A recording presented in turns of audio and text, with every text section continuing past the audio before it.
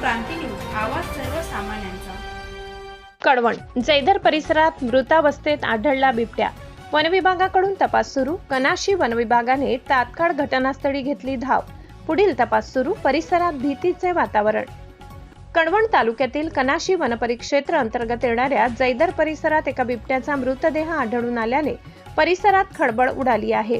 ही घटना सोमवार दिनांक 15 जून रोजी पहाटेच्या सुमारास उघडकीस आली।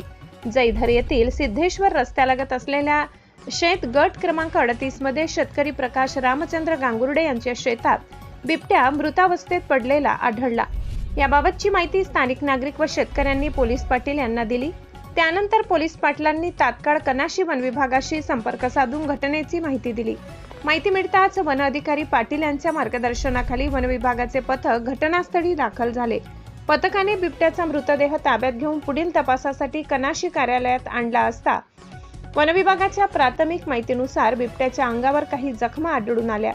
वन्य प्राण्यांमधील झटापटी त्या जखमा झाल्या असाव्यात असा प्राथमिक अंदाज व्यक्त करण्यात येत आहे। मृत्यूचे नेमके कारण समजण्यासाठी पशुवैद्यकीय अधिकाऱ्यांच्या उपस्थितीत शवविच्छेदन करण्यात येणार असून त्यानंतर पुढील तपास केला जाणार आहे। या कारवाईत वन विभागाचे निंबाजी देवरे, डी पवार, कुवर, चव्हाण, सोनवणे यांनी सहभाग घेतला। दरम्यान जैदर परिसरात बिबट्याचा मृतदेह आढळल्याने नागरिकांमध्ये भीतीचे वातावरण निर्माण झाले आहे। मात्र नागरिकांनी अफवांवर विश्वास न ठेवता वन्य प्राण्यांबाबत कोणतीही माहिती मिळाल्यास तात्काळ वन विभागाशी संपर्क साधावा असे आवाहन वन विभागाकडून करण्यात आले आहे।